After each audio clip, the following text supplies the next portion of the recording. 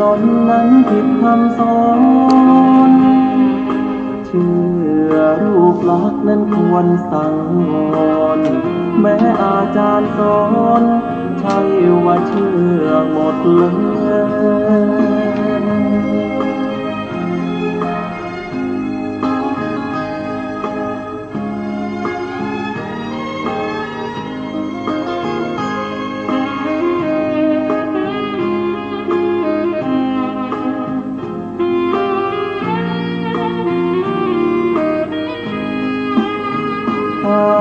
มาสูตรบทธรรมพระพุทธศาสตร์พระองค์วางว่าหมดจดไว้ให้ไขว้เขวแนวคิดตามเหตุผลปนเปอาจมีโยเยเชื่อไปอาจไม่แน่นอนว่าตรงทฤษฎีของตนเชื่อจนล้นนั้นผิดคำสอนเชื่อรูปลักษณ์นั้นควรสังว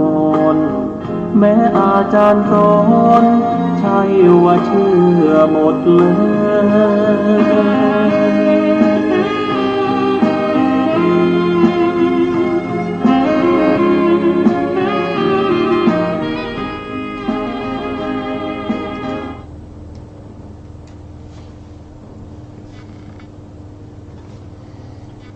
พุทธัง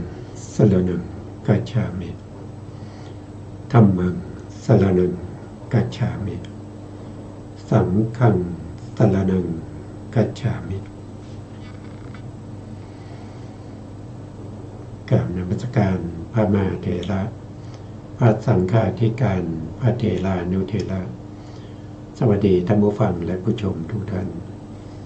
กลับมาพบกับรายการศึกษาพระสัจธรรมเพื่อการพ้นทุกข์ครั้งนี้เป็นครั้งที่2ในเรื่องของโอตถปาทสูตรซึ่งนำมาจากพระไตรปิฎกและอรรถกถาชุด91เล่มอยู่ในเล่มที่12ทีฆนิกายศีลขันธวรรคในเล่มที่12เป็นพระสูตรที่9ในทีฆนิกายทีฆนิกายมีพระสูตรอยู่34สูตรตอนนี้เราศึกษากันมาจนถึงพระสูตรที่9นะครับเป็นเรื่องของปริภาชกที่ชื่อว่าปาตถะปาทะโปนะครับโทษทีโปตถะปาทะนะครับเป็นปริภาชกเป็นนักบวชนอกพระพุทธศาสนาอยู่มาวันหนึ่งนะครับท่านโปตถะปาทะนี้ก็ไปปรากฏอยู่ในข่ายพยานของพระพุทธเจ้าปกติแล้วก่อนที่จะสว่างนะครับก่อนที่จะได้ไปบิณฑบาตเนี่ยพระพุทธองค์ก็จะตรวจสอบข่ายพยานว่าวันนี้มีใครบ้างที่สมควรที่จะได้ฟังธรรมได้ตรัสรู้ธรรมนะครับหรือว่าจะฟังธรรมแล้วก็มีศรัทธาเข้าถึงไตรสรณคมที่มาปรากฏในข่ายพยานพระพุทธองค์ก็จะไปโปรดคนนั้นทีนี้วันนั้นวันที่จะไปบิณฑบาตโอตถะปาทะก็มาปรากฏในข่ายพยานของพระองค์พระองค์ก็เสด็จไปเพื่อจะโปรดเขาพอเขามีบุญบารมีเขาเคยสะสมบุญบารมีมาในอดีตชาติเขาเคยทำบุญแล้วตั้งความปรารถนาเพื่อความเป็นพระอริยบุคคลเพื่อความหลุดพ้นจากวัฏทุกข์ที่จะต้องเวียนว่ายตายเกิดโดยไม่รู้จุดมุ่งหมายว่าจะไปสิ้นสุดที่ไหนครั้งที่แล้วเราก็ศึกษาไปบ้างแล้วนะครับรายละเอียดก็พระองค์ก็ไป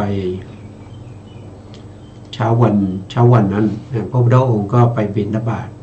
แต่ว่าเวลายังเช้าอยู่ก็แวะเข้าไปที่ศาลาที่พ พวกเดรัจฉีทั้งหลายเนี่ยเขาโต้ลัทธิกันอยู่ศาลานั้นเป็นศาลาของพระนางมัลลิกาเป็นผู้สร้างไว้ให้พวกที่เป็นพราหมณ์ที่ประกาศตัวว่าเป็นเจ้าลัทธิทั้งหลายเนี่ยมาใช้ในการที่จะสนทนาหรือโต้ตอบพระธรรมกันนะเมื่อพระพุทธองค์ก็เสด็จไปนะตอนนั้นยังเช้าอยู่นะครับก็เสด็จเข้าไปตรงนั้นนะครับปริพาชกโอตถะปาทะก็เห็นพระพุทธองค์เดินมาแต่ไกลก็เลยส่งสัญญาณให้พวกของตนนะครับหรือว่าพวกที่กำลังโต้เถียงกันด้วยวิชาที่ไม่ก่อให้เกิดประโยชน์นั่นก็คือวิชาเดรัจฉานคาถาพูดกันเรื่องของการเมืองการสังคมเศรษฐกิจเรื่องของเศรษฐีเรื่องของยาจกทั้งหลายกำลังโต้เถียงกันอยู่เสียงอื้ออึงดังโปตถะปาทาก็บอกว่าให้เบาๆหน่อยนะครับเพราะว่าตอนนี้สมณโคดมกำลังเดินมานะครับถ้าเราเบาเสียงท่านอาจจะเข้ามาเราจะได้ซักไซไล่เลียงลัทธิของพวกพุทธกันหน่อยนะก็พูดอย่างนั้นเพราะนั้นก็เงียบนะพระพุทธองค์ก็เสด็จเข้าไปนะครับเสด็จเข้าไปที่เขากำลังโต้เถียงกันอยู่แล้วก็เขาก็จัดอาสนะให้พระพุทธองค์นั่งนะครับเมื่อพระพุทธองค์ประทับนั่งแล้วโปตถะปาทะก็หาอาสนะที่ต่ำกว่าแล้วก็มานั่งนะครับให้เกียรติแก่พระพุทธองค์นะเพราะอะไรก็เพราะว่าท่านโปตถะปาทะนี่เขาเป็นคนที่เดิมทีเนี่ยเขาเป็นเศรษฐีนะเขาเป็นข้าหบดีอยู่ในเมืองสาวัตถีแล้วก็เมื่อคิดถึงความเป็นไปในชีวิตประจำแต่ละวันเนี่ยมันมีแต่เรื่องซ้ำซากนะครับเกิดมานะครับแล้วก็ต้องมาเรียนมูลต่างๆแล้วก็มาทำมาหากินแล้วก็อยู่อย่างนี้ก็เกิดความเบื่อก็ออกบวชตอนนั้นยังไม่มีพระพุทธศาสนานะครับเมื่อบวชแล้วหลังจากนั้นพระพุทธศาสนาก็ปรากฏขึ้นนะท่านก็ได้ยินข่าวนะครับได้ยินเกียรติศักดิ์ของพระสัมมาสัมพุทธเจ้าที่ฟุ้งขจรไปในหมู่พราหมณ์ทั้งหลายว่าพระพุทธองค์เป็นผู้ที่ตรัสรู้ชอบได้โดยพระองค์เองเป็นผู้ไกลจากกิเลสนะครับเป็นผู้ถึงพร้อมด้วยวิชาและจรณะเป็นผู้เสด็จไปแล้วด้วยดีนะเสด็จมาแล้วด้วยดีด้วยอริยมรรคอริยผลเสด็จไปแล้วด้วยดีปัจจุบันนี้ก็ไปแล้วไปไหนไปนิพพานไม่หวนกลับมาอีกแล้วอย่างเงี้ยนะแล้วก็เป็นผู้ที่ฝึกบุรุษที่สมควรฝึกได้อย่างไม่มีใครยิ่งกว่าเป็นผู้รู้อะไรก็คือรู้อาสาธารณญาณ6รู้เวสาราชญาณ4แล้วก็ยังมีทศพลญาณ10นะครับเป็นผู้เบิกบานเป็นผู้เบิกบานเป็นผู้จำเริญจำแนกแจกแจงพระธรรมได้อย่างบริสุทธิ์บริบูรณ์สิ้นเชิงผู้ที่ได้ฟังนะครับโดยตั้งใจในการฟังพระธรรมของพระพุทธเจ้าย่อมได้ผลนะครับถึงแม้ไม่มีบารมีนะเมื่อได้ฟังแล้วก็ยังได้สะสมเป็นบารมีไปในภพต่อไปด้วยนะผู้ที่มีบารมีแล้วนะครับก็จะได้ดวงตาเห็นธรรมนะครับก็ได้อริยทรัพย์นะได้อริยทรัพย์ได้ดวงตาเห็นธรรมนะพ้นจากวัฏสงสารพ้นจากความทุกข์ทั้งหลายนะครับความทุกข์ที่เกิดนะความเกิดเป็นทุกข์ความแก่ก็เป็นทุกข์ความตายก็เป็นทุกข์เนี่ยพวกนี้ทุกข์ทั้งหลายเหล่านี้ก็จะพ้นไปได้นะครับส่วนรายละเอียดที่พระพุทธองค์จะได้พูดคุยกับพวกปริพาชกจะเป็นยังไงนะครับเราก็จะฟังอาจารย์กันดาท่านจะได้สาธยายให้พวกเราฟังนะครับท่านก็เข้ามาในรายการแล้วนะครับก็เชิญอาจารย์สาธยายต่อครั้งนี้แล้วครับเชิญครับ กราบนมัสการพระคุณเจ้าพระเถรานุเถระและสวัสดีท่านที่รับฟังและรับชมนะคะโปรดถะปะทาปะโปรดถะปาทสูตรที่ 9ต่อจากคราวที่แล้วพระผู้มีพระภาคเจ้าตรัสว่าโปรดถะปาทะในสมณพราหมณ์เหล่านั้นพวกที่กล่าวว่าสัญญาของคนไม่มีเหตุไม่มีปัจจัยเกิดเองดับเองความเห็นของพวกนั้นผิดแต่ต้นทีเดียวเพราะเหตุไรเพราะว่า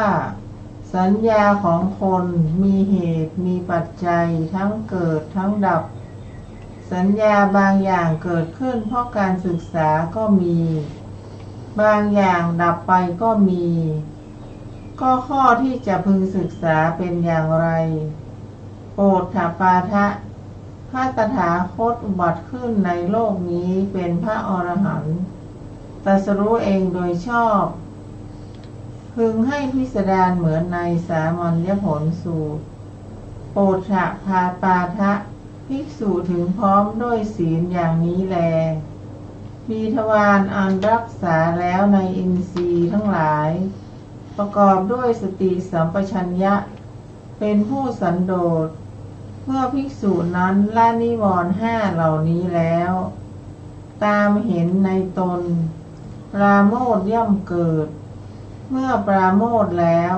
ปิติย่อมเกิดกายของผู้มีใจเปี่ยมด้วยปิติย่อมสงบมีกายสงบย่อมเสวยสุขจิตของผู้มีสุขย่อมตั้งมั่นเธอสงัดแล้วเที่ยวจากกามทั้งหลายจากอกุศลกรรมทั้งหลายบรรลุปฐมฌานมีวิตกวิจารมีปิติและสุขอันเกิดแต่วิเวกอยู่สัญญาเกี่ยวด้วยกามมีในก่อนย่อมดับไปสัญญาในสัจจะอันละเอียดมีปิติและสุขอันเกิดแต่วิเวกย่อมมีในสมัยนั้นเธอเป็นผู้มีสัญญาในสัจจะอันละเอียดมีปิติและสุขอันเกิดแต่วิเวกในสมัยนั้นสัญญาบางอย่างในการศึกษาย่อมเกิดบางอย่างย่อมดับแม้ด้วยประการฉะนี้แม้นี้ก็เป็นสิกขาอย่างหนึ่งคือปฐมฌานโปรดถะปาทะอีกข้อหนึ่งภิกษุบรรลุทุติยฌานมีความผ่องใสแห่งจิตในภายในเป็นธรรมดาเป็นธรรมเอกผุดขึ้น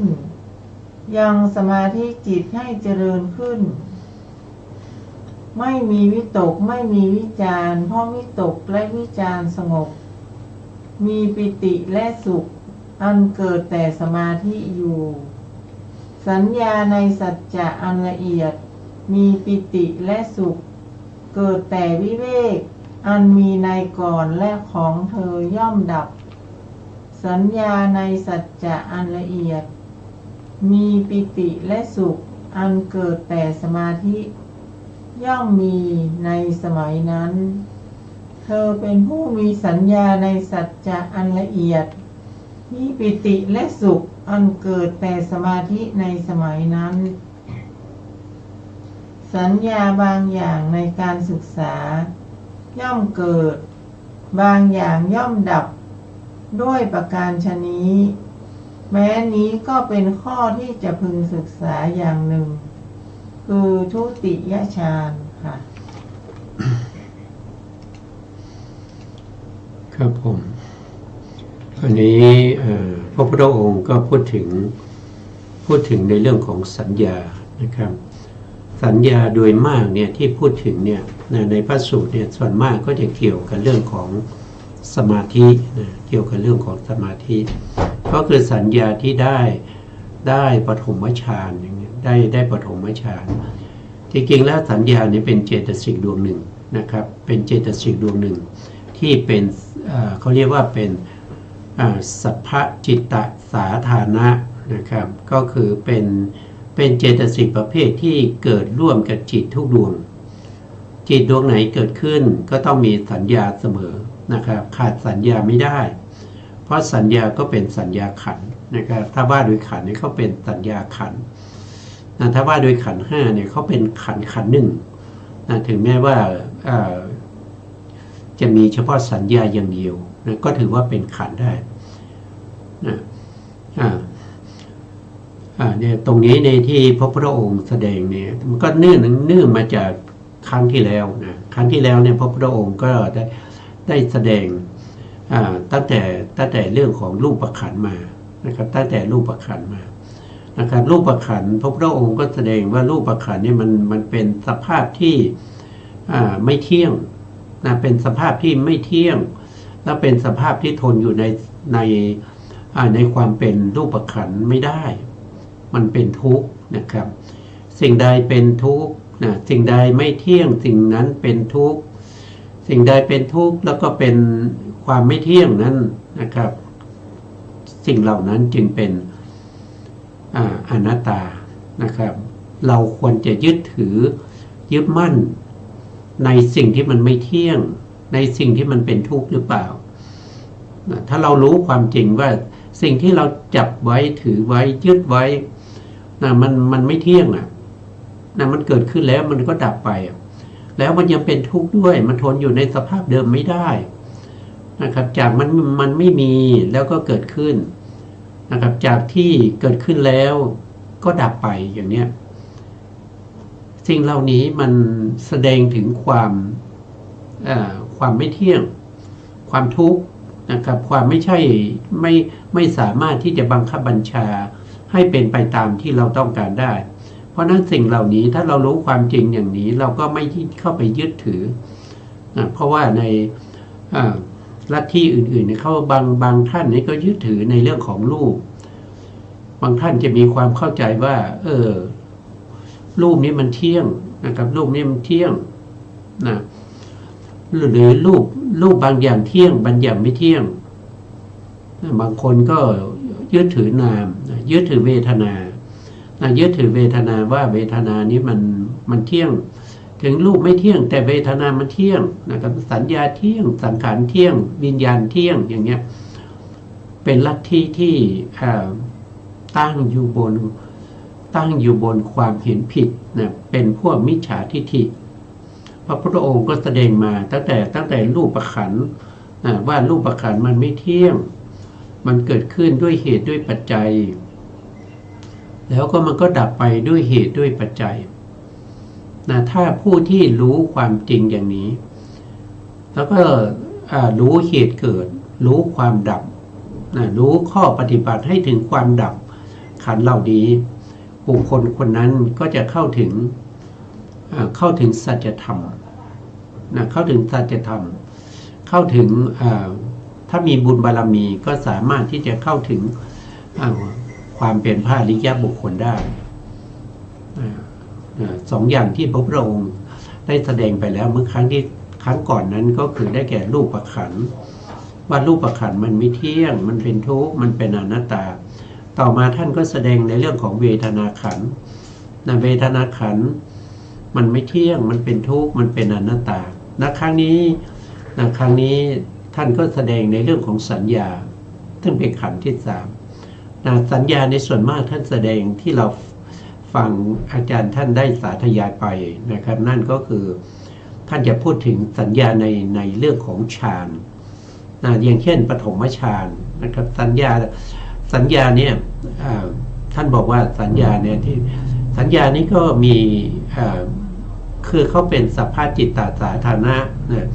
เพราะฉะนั้นเขาเกิดกับจิตทุกดวงเพราะฉะนั้นสัญญาเนี่ยที่เกิดร่วมกับอกุศลจิตนั้นมันเป็นสัญญาที่หยาบและเป็นสัญญาที่มีโทษเวลาเกิดขึ้นก็เล่าร้อนนะครับเล่าร้อนมีโทษให้ผลเป็นความทุกข์แต่สัญญาที่เกิดขึ้นในมหากุศลเนี่ยถึงแม้ว่าเวลาเกิดขึ้นแล้วมันไม่ทุกข์นะมันไม่ทุกข์นะมันไม่ทุกข์แต่ว่ามันทนอยู่ในสภาพเดิมไม่ได้มันต้องดับไปนะมันก็ทุกข์ด้วยสังขารละทุกข์ นะไม่เหมือนกับอกุศลเนี่ยก็ทุกข์เพราะว่า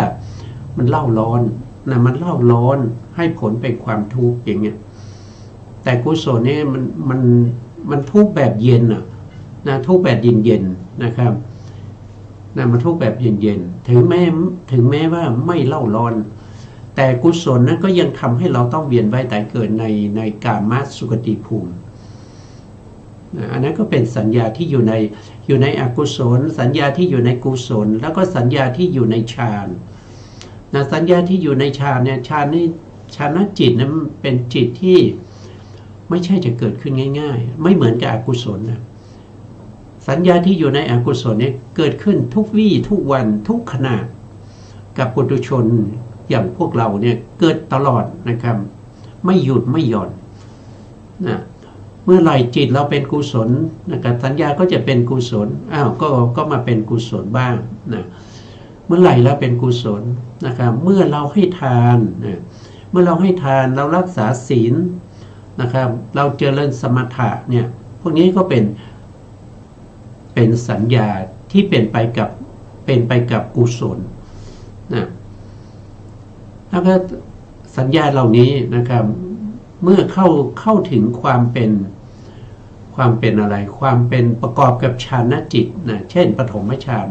ฌานนี่เป็นสภาพที่ต้องทำให้เกิดขึ้นนะตั้งแต่กุศลนะกุศลธรรมดากามกุศลอย่างเช่นให้ทานรักษาศีลนี่เราก็ต้องทำนะเราต้องทำให้เกิดขึ้นนะถ้าเราไม่สามารถทำให้จิตของเราเนี่ยเป็นกุศลไม่เป็นไปกับทานไม่เป็นไปกับศีลเราจะหวังว่าเราจะได้ฌานได้สมาธิได้มรรคได้ผลมันเป็นไปไม่ได้นะเป็นไปไม่ได้เพราะว่าศีลนั้นเป็นเบื้องบาทเป็นพื้นฐานในการที่จะรองรับสมาธินะรองรับสมาธิถ้าเราไม่มีศีลสมาธิเราเข้าปฐมฌานไม่ได้เมื่อเราเข้าปฐมฌานจิตเราก็จะสงบนะตั้งมั่นอยู่ในองค์ฌาน5ละนิวรณ์5ได้นะละกรรมฉันทานิวรณ์พยาปาทานิวรณ์ถีนมิทานิวรณ์อุทธัจจกุกุจจานิวรณ์แล้วก็วิจิกิจฉานิวรณ์ก็จะสงบไปเมื่อได้ปฐมฌานเพราะอะไรเพราะว่าปฐมฌานนี้ก็มีองค์5นะเป็นตัวที่ข่มหรือเขาเรียกว่าเป็นประเภทที่เป็นวิคัมภนะประหารอะไรก็คือประหารนิวรณ์เหล่านั้นด้วยองค์ฌานที่เป็นวิตกวิจารปิติสุขแล้วก็เอกคตาเมื่อไหร่ที่เราสามารถที่จะทำฌานพวกนี้ได้มันก็จะมีสัญญาเกิดร่วมด้วยสัญญาอย่างนี้แหละเป็นสัญญา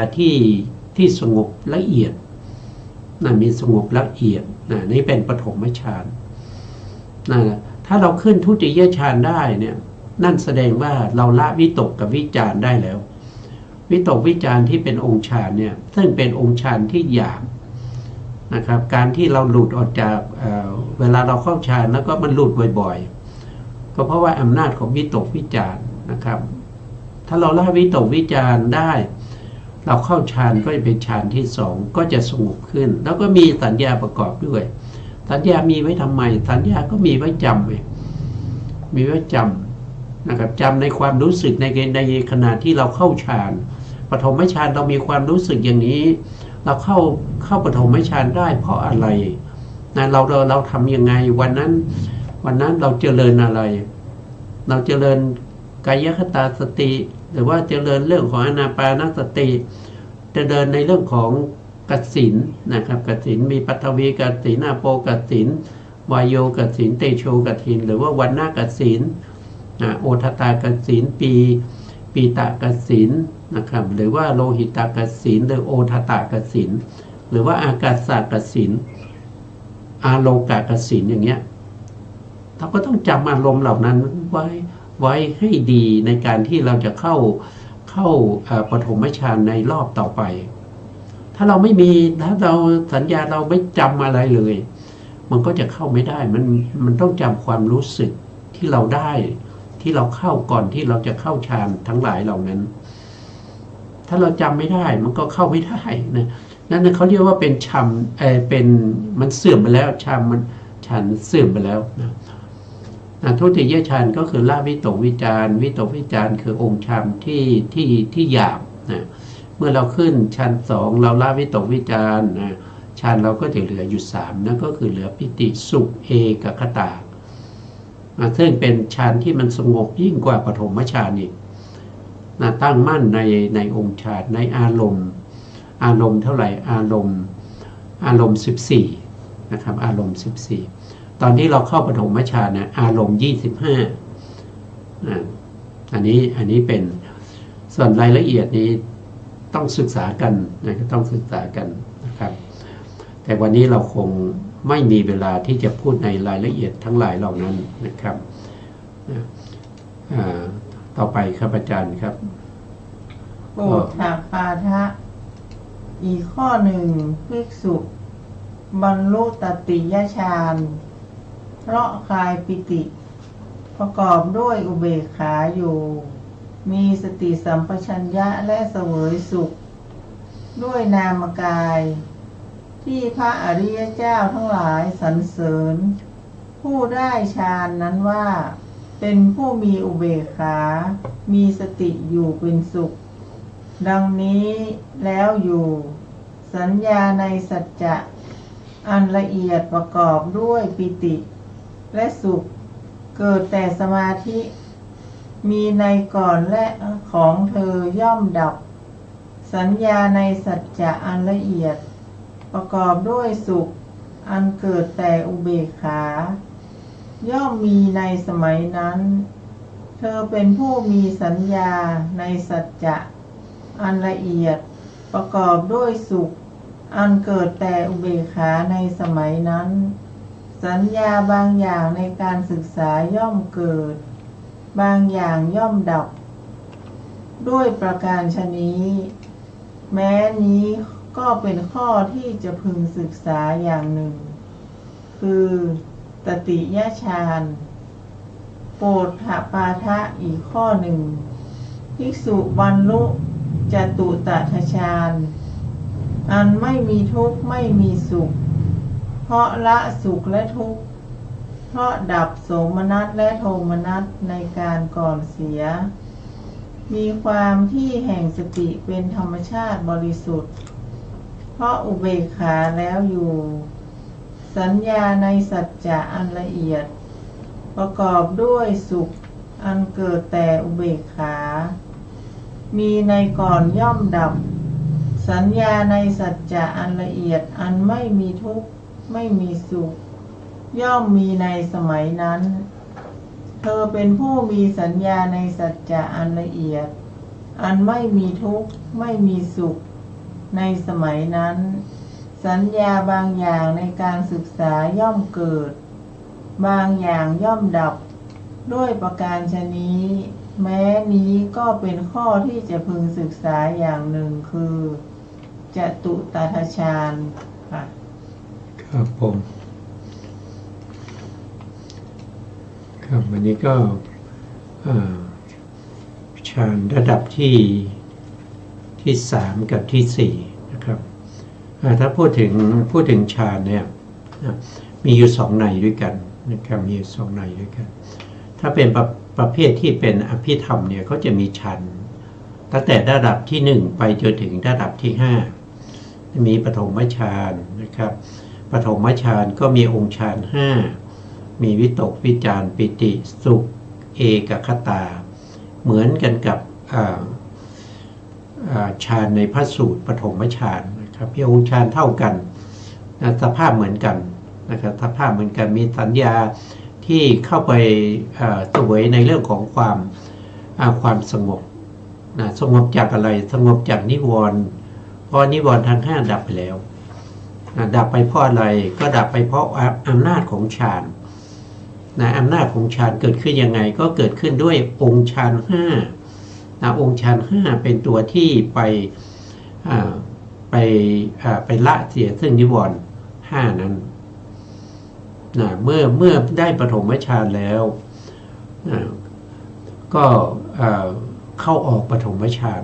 จนทำให้เกิดวสีเกิดความชำนาญในการที่จะหน่วงลึกถึงฌาน ชำนาญในการที่จะอยู่ในฌานชำนาญในการที่จะออกจากฌานชำนาญในการที่จะพิจารณาปัจเจเวกในองค์ฌาน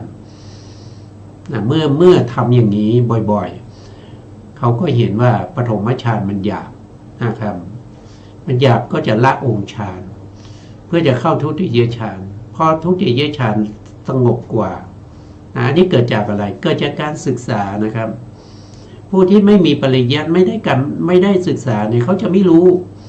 เขาจะไม่รู้ว่าลักษณะนี้เป็นปฐมฌานทุติยฌานเขาได้ปฐมฌานเขาก็จะแช่อยู่ในปฐมฌานนั่นแหละเขาจะไม่ก้าวหน้าเพราะเขาไม่มีปริยัตินะครับเขาไม่ได้ศึกษาหรือว่าบางท่านไม่ได้ศึกษาเนี่ยส่วนมาก99%ไม่สามารถที่จะเข้าฌานได้เลยนอกจากบุคคลที่เขามีบุญบารมีเขามีบุญบารมีมาก่อนเขาเคยได้ฌานมาในภพก่อนๆที่ใกล้ๆกับภพนี้นะครับเพราะเขามีอุปนิสัยมีอัธยาศัยในการที่จะเข้าฌานเขามีอะไรเขามีสัญญาคือเขาจำอารมณ์เก่าๆได้นะครับเขาจำความรู้สึกได้นะเขาจึงเข้าฌานได้นะครับนะสำคัญที่สุดนั่นก็คือต้องศึกษาทำความรู้ความเข้าใจในเรื่องของฌานนะครับในการที่จะเข้าฌานจะต้องถ้าผู้ที่ไม่มีบารมีก็ต้องมีครูบาอาจารย์คอยแนะนำอันนี้เมื่อเขารู้ว่าปฐมฌานมันหยาบจะเข้าทุติยฌานเขาก็ต้องศึกษาแล้วก็ทำความรู้ความเข้าใจเพื่อจะละองค์ฌานถ้าเป็นในพระสูตรเนี่ยที่เรียกว่าฌานสี่ฌานมีถึงระดับที่สี่เวลาเขาละองค์ฌานจะปฐมฌานขึ้นสู่ทุติยฌานเขาจะละองค์ฌานสองนั่นก็คือเขาละวิตกกับวิจารณ์เขาจะละพร้อมกันเลยเมื่อละวิตกกับวิจารณ์ได้นะครับเขาก็มีความสงบอยู่ในปิติสุขเอกคตาเสวยอารมณ์ที่สงบปานีตในฌานที่สองนะถ้าเราไม่รู้ไม่มีปริยัติเราจะไม่สามารถทำได้นะเราไม่สามารถทำได้แล้วบางคนที่รู้แล้วก็ศึกษามามากก็ไม่สามารถเข้าฌานได้เหมือนกันเพราะว่าไม่มีบารมีเก่าบารมีเก่าที่เราเคยได้ฌานมาแล้วในภพก่อนๆนะครับที่ใกล้ๆกับภพนี้นะเมื่อได้ฌานสองเนี่ยผู้ที่มีความรู้ความเข้าใจมีบุญบารมีเขาก็จะรู้อีกว่าคืออยู่ๆไม่ใช่เขารู้นะเขาต้องเข้าฌานออกฌานจนชำนาญแล้วเขาก็สังเกตเขาก็จำอารมณ์ต่างๆได้ว่าเวลาเข้าเนี่ยมีความรู้สึกยังไงนะครับแล้วก็นั่งตรงไหนแล้ววันนั้นอากาศเป็นยังไงนะครับแล้วก็อาหารที่ทานเนี่ยมันทานอาหารอะไรแล้วก็เวลาจะเข้าฌานเนี่ยนะครับความรู้สึกเป็นยังไงเวลาละวิตกวิจารหรือว่าเราละนิวรณ์ทั้งหลายเนี่ยความรู้สึกเป็นยังไงพวกนี้เขาต้องจำหมดนะครับถ้าเราไม่ได้ศึกษาเราก็ทำไปเรื่อยๆมันก็ไม่ได้ผลไม่ได้แต่ทำไว้เพื่ออะไรทำไว้เพื่ออุปนิสัยเท่านั้นเองนะครับว่าเราเคยทำแล้วแต่มันเคยได้ไหมไม่เคยได้นะไม่เคยได้ก็แค่เป็นอุปนิสัยนะครับเป็นอุปนิสัยนะครับเราเห็นใครนั่งสมาธินะครับเราก็อยากจะนั่งบ้างเนี่ยมันเป็นอุปนิสัยแต่ไปนั่งแล้วมันไม่ได้อะไรเพราะเราไม่มีบารมีเราไม่มีความรู้เราไม่เคยได้เราไม่เคยจำอารมณ์ได้เลยนะครับอารมณ์อะไรบ้างที่จะได้ปฐมฌานอารมณ์อะไรบ้างที่จะได้ทุติยฌานพวกนี้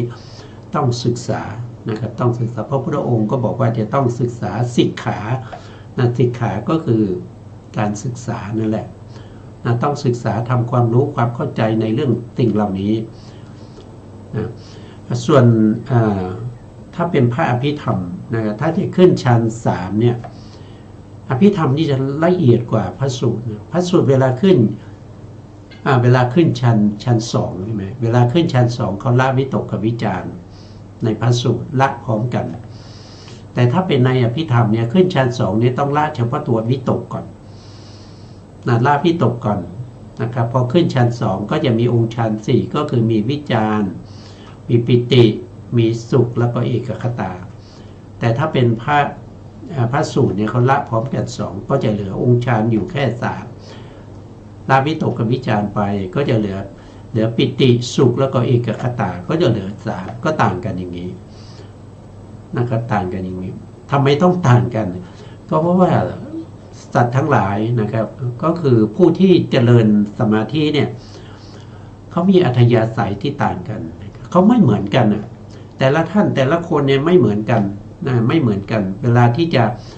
ประพฤติปฏิบัตินะครับแต่ละคนเนี่ยก็จะแตกต่างกันไปเพราะว่าบางคนก็จะต้องดูที่จริตด้วยนะครับจริตของแต่ละคนก็ต่างกันอุปนิสัยก็ต่างกันอัธยาศัยก็ต่างกันแล้วสติปัญญาก็ต่างกันอย่างเงี้ยก็ต้องอาศัยสติอาศัยสัญญาถ้าว่าโดยสมาธิส่วนมากเนี่ยพระพุทธองค์แสดงในเรื่องของสัญญานะครับในเรื่องของสัญญาต่อไปครับอาจารย์ครับโพธปาทะอีกข้อหนึ่งภิกษุบรรลุอากาสานัญจายตนะว่าอากาศไม่มีที่สุดเพราะความก้าวล่วงรูปสัญญาโดยประการทั้งปวงเพราะดับปฏิฆาสัญญาเพราะไม่ทำไว้ในใจซึ่งสัญญาโดยประการต่างๆแล้วแลอยู่รูปสัญญามีในก่อนของเธอย่อมดับไปสัญญาในสัจจะอันละเอียดประกอบด้วยอากาสานัญจายตนะย่อมมีในสมัยนั้นเธอเป็นผู้มีสัญญาในสัจจะอันละเอียดประกอบด้วยอากาสานัญจายตนะในสมัยนั้นสัญญาบางอย่างในการศึกษาย่อมเกิดบางอย่างย่อมดับด้วยประการฉะนี้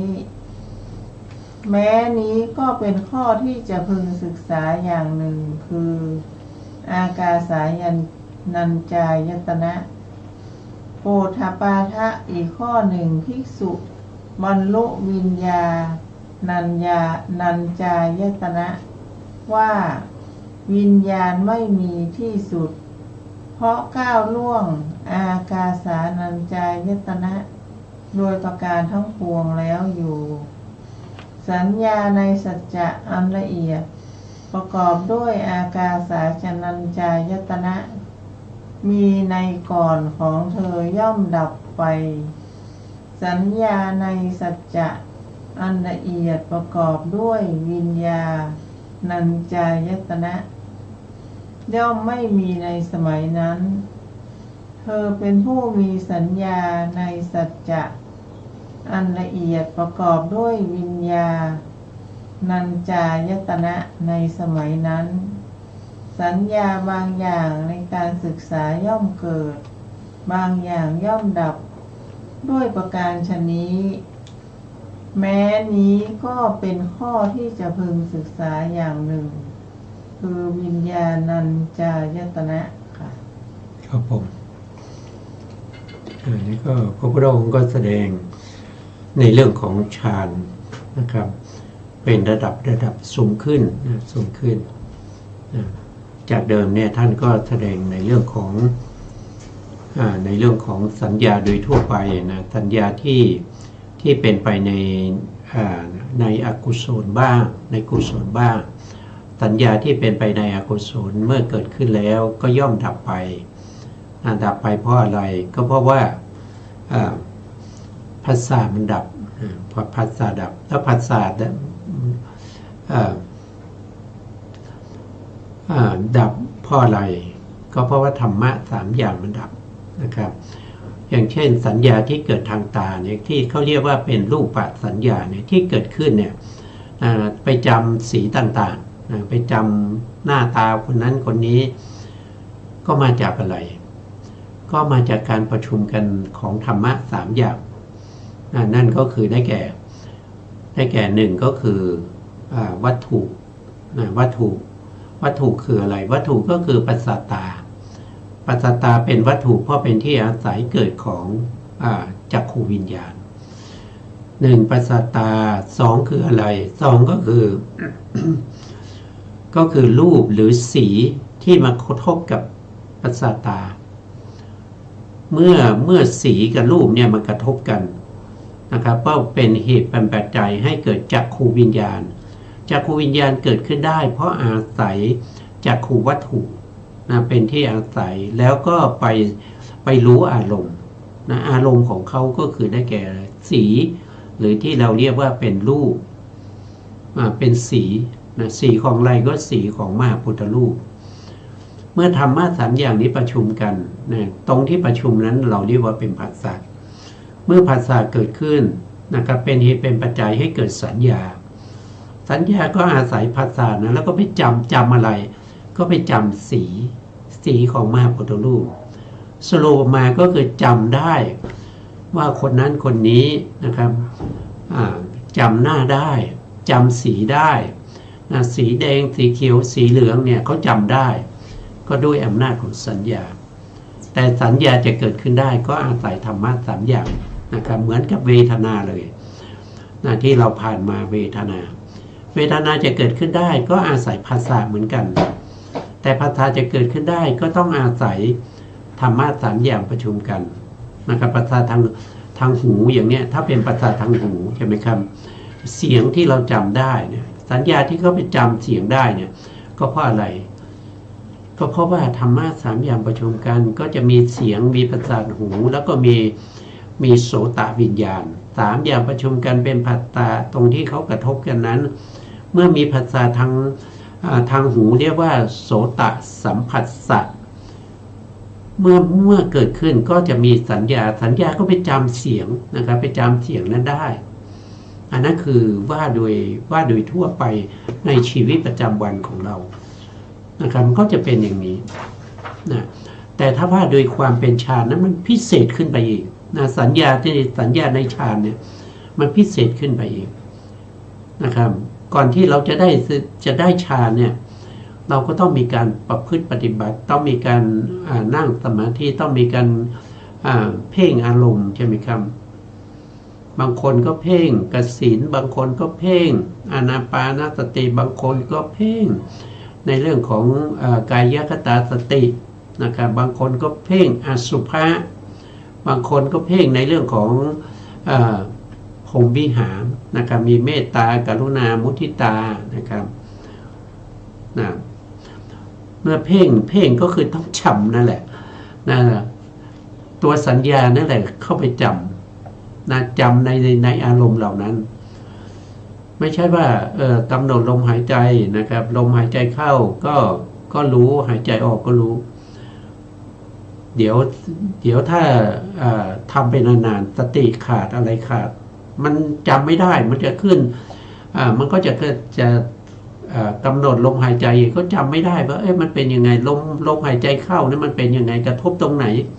รู้สึกยังไงนะครับบางทีก็ไปจำว่าลมหายใจออกมาเป็นลมหายใจเข้าบางทีจำว่าลมหายใจเข้าเป็นลมหายใจออกอย่างเงี้ยก็มันสำคัญมันสำคัญนี่เป็นธรรมดาทั่วไปยังเป็นยังเป็นประเภทที่ยังเป็นไปในอะไรเป็นไปในกามเป็นไปในกามนะครับยังไม่เข้าถึงฌานถ้าเข้าถึงฌานเนี่ยเขาจะเรียกว่าเป็นระดับที่สัญญาที่เป็นไปในฌานเนี่ยก็คือเป็นไปในฌานทั้งหลายที่เป็นรูปฌานบ้างอรูปฌานบ้างอย่างเงี้ยซึ่งสูงกว่ากามสัญญาทั้งหลายมันละเอียดแล้วก็ต้องฝึกนานกว่าจะได้สัญญากว่าจะได้เข้าปฐมฌานก็จำได้ใช่ไหมจำได้อารมณ์ของปฐมฌานมันเป็นอย่างนี้ความรู้สึกเป็นอย่างนี้แต่ถ้าเราไม่ได้เข้าบ่อยๆนะครับเราก็เข้าไม่ได้นะถ้าเราจำไม่ได้เราก็ไม่รู้ทางเข้าใช่ไหมครับเราก็ไม่รู้ทางที่จะเข้าปฐมฌานเนี่ยนะแต่ถ้าเราจำได้เราก็เข้าได้นะเราก็เข้าได้ แต่เมื่อเราจะขึ้นฌานสองเนี่ยเราก็ต้องละสัญญาที่จำในปฐมฌานนั้นอารมณ์ในปฐมฌานอารมณ์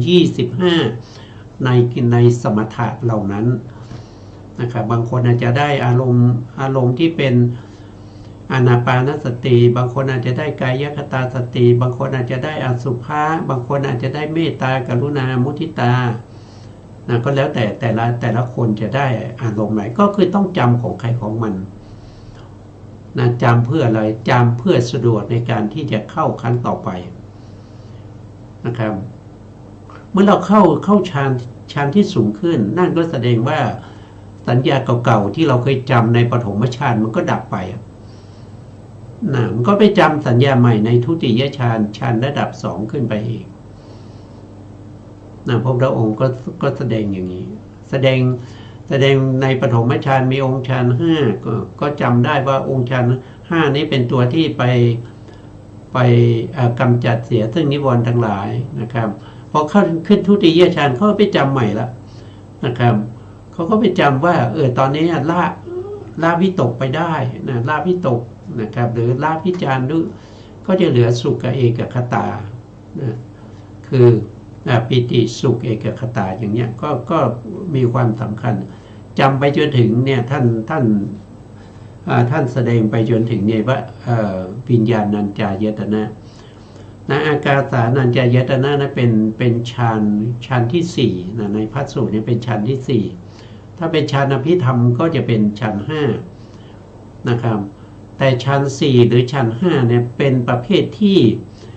เขาละรูปได้นะเป็นฌานประเภทที่เป็นอารูปนะครับไม่ใช่เป็นฌานที่เป็นรูปฌานที่เป็นรูปเนี่ยก็คือ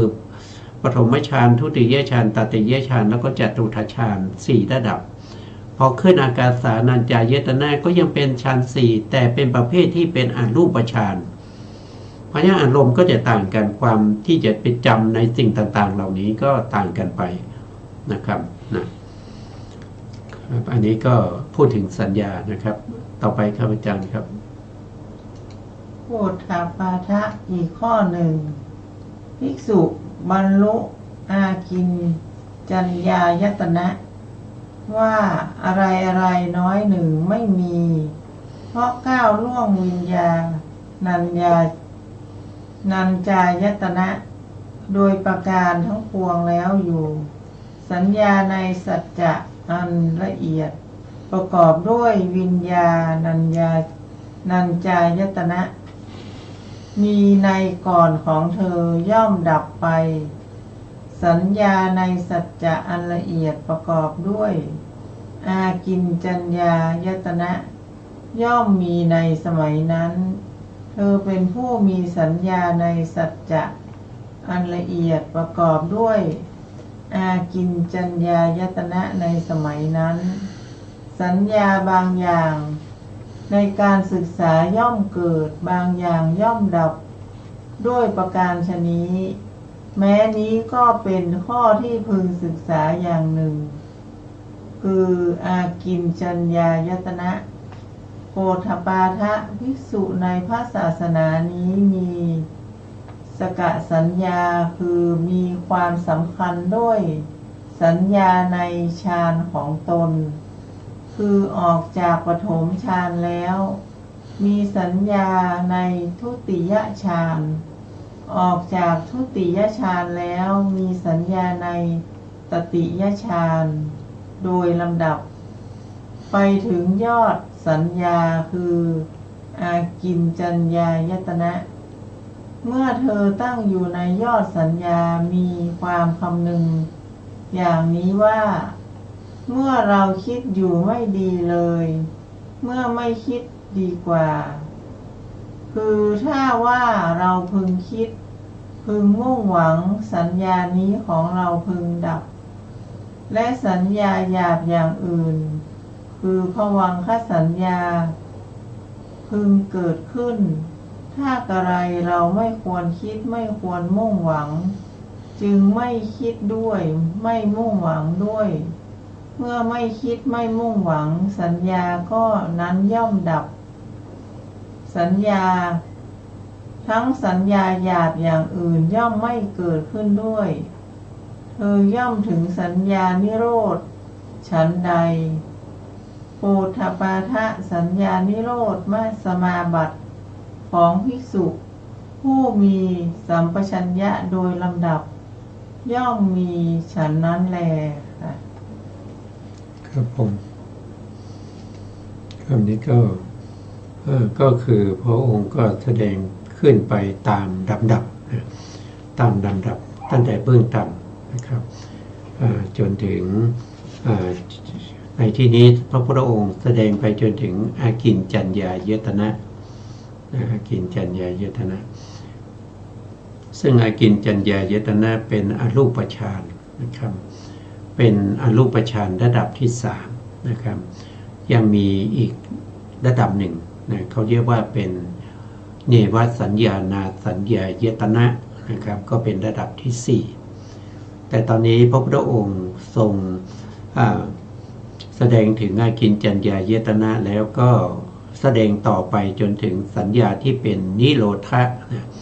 นิโรธาสมาบัตินิโรธาสมาบัตินี้เป็นสัญญาประเภทที่จริงๆแล้วก็ไม่เรียกว่าไม่คือมันเป็นตัวดับมันเป็นตัวดับคือจริงๆแล้วผู้ที่เข้านิโรธาสมาบัติได้เนี่ยผู้นั้นจะไม่มีสัญญานะครับสัญญาจะดับจิตก็ดับนะเจตสิกก็ดับสัญญาก็ดับนะครับแล้วก็จิตตชรูปก็ดับส่วนที่เหลือก็จะเป็นกัมมัชรูปอุตตชรูปอาหารชรูปนะก็นั่งนะก็อยู่อยู่ในท่าที่ตัวเองเข้านิโรธาสมาบัติแล้วก็จะตั้งอยู่อย่างนั้นนะครับแล้วบุคคลเหล่านี้เป็นบุคคลที่เข้าฌานประเภทที่เป็นนิโรธาสมาบัติเนี่ยมีกำลังนะมีกำลังของโลกิยฌานแล้วก็เป็นโลกุตระฌานด้วยผู้ที่เข้านิโรธาสมาบัติได้จะต้องเป็นพระอนาคามีนะครับแล้วก็อย่างน้อยเป็นพระอนาคามีนะครับแล้วก็พระอรหันต์2ท่านที่จะเข้านิโรธาสมาบัติได้ส่วนผู้ที่เป็นโสดาบันตกถาคามีเข้านิโรธาสมาบัติไม่ได้แล้วก็มีเงื่อนไขว่าเวลาเข้านิโรธาสมาบัติเนี่ยจะต้องเป็นบุคคลที่มีฌานลาภีบุคคลแล้วก็มีโลกุตระฌานด้วยต้องอาศัยทั้งโลกิยฌานแล้วก็โลกุตระฌานนะครับเพื่อจะเข้านิโรธาสมาบัติเวลาเข้าเนี่ยเขาก็จะเจริญฌานที่สลับกันเจริญฌานที่สลับกันอย่างเช่นเข้าปฐมฌานที่เป็นฝ่ายโลกิยะเสร็จแล้วก็ออกจากปฐมฌานก็ไปเข้าพละสมาบัติไปเข้าพละสมาบัติเมื่อออกจากพละสมาบัติก็มาเข้าทุติยฌานออกจากทุติยฌานก็ไปเข้าพละสมาบัติออกจากพละสมาบัติก็มาเข้าตติยฌานออกจากตติยฌานก็ไปเข้าพละสมาบัติก็สลับกันไปเรื่อยๆนะครับไปจนถึงอากินจัญญายตนะนะครับที่พระพุทธองค์แสดงตรงนี้นะอันนี้เป็นบุคคลที่เขามีบารมีมากนะครับเมื่อไปถึงอากินจัญญายตนะแล้วนะโดยปกติในที่ศึกษามาโดยมากเนี่ยต้องไปจนถึงเนวสัญญานาสัญญายตนะนะครับก็คือเข้าสลับกันไปเรื่อยๆก่อนที่จะเข้าเนวสัญญานาสัญญายตนะนี้ก็ต้องมีการอธิษฐานนะครับอธิษฐานว่าเมื่อเข้าสมาบัติแล้วเนี่ยนะครับต้องปลอดภัยนะครับปลอดภัยทั้งตัวเองชีวิตตัวเองแล้วก็ปลอดภัยทั้งอัฏฐบริขารเครื่องใช้สอยทั้งหลายด้วยนะครับไม่ว่าจะเป็นวาตภัยคือพายุนะเป็นอุทกภัยคือน้ำท่วมแล้วก็เป็นอัคคีภัยคือไฟไหม้นะพวกนี้ไม่สามารถที่จะทำอันตรายแก่ท่านได้ถึงแม้จะไฟจะไหม้นะครับท่านอย่างเช่นในพระสูตรก็มีหลายเรื่องนะครับที่พระปัจเจกนี้ท่านไปเข้าพระสมาบัติอยู่ที่พงหญ้านะครับ แล้วก็มีคนที่เขาไม่รู้เขาก็ไปจุดไฟนะครับไปจุดไฟพงหญ้าไฟนั้นก็ไหม้ไปนะครับ เมื่อไหม้หญ้าหมดก็เห็นพระนั่งอยู่นะครับพอเห็นพระนั่งอยู่ก็ตกใจนะครับก็เลยไม่รู้จะทำยังไงนะครับเพื่อจะกำจัดเสียซึ่งหลักฐานว่าได้เผาพระก็เลยหาฟืนหาอะไรมาสุมเพื่อเผาท่านนะสุดท้ายท่านก็ไม่เป็นอะไรนะไม่เป็นอะไรท่านก็ออกจากพระราชสมาครบ7 วันแล้วท่านก็ออกจากพระราชสมาบัติแล้วก็ไปบิณฑบาตนะไม่มีอะไรที่เสียหายเลยแม้กระทั่งจีวรนะครับวันนี้เวลาเราหมดแล้วนะครับอาจารย์ซึ่งการศึกษาพระไตรปิฎกก็เป็นเรื่องที่ชาวพุทธทั้งหลายก็ให้ความสนใจนะครับเพื่อประโยชน์ของตัวเองนะครับเพื่อประโยชน์ของตัวเองเพื่อความหลุดพ้นนั่นเองนะวันนี้นะครับเวลาเราหมดแล้วนะครับสุดท้ายนี้ก็ขอกราบขอบพระคุณพระครูสมุทรพิศวรวรกิจโจผู้อำนวยการสถานีวิทยุเพื่อการศึกษาพระพุทธศาสนาและวัฒนธรรม FM 104.5 เมกะเฮิรตซ์วัดป่าหินจังหวัดเชียงใหม่และขอกราบขอบคุณพระครูปริยัติยานุสาสตร์ขอบคุณท่านผู้การธนัทเดชะแล้วก็ขอบคุณท่านผู้ฟังและผู้ชมทุกท่านนะครับที่ให้เกียรติติดตามในรายการศึกษาภาษาธรรมเพื่อการพ้นทุกข์พบกันใหม่ในครั้งต่อไปครับวันนี้ลาไปก่อนครับสวัสดีครับสวัสดีค่ะ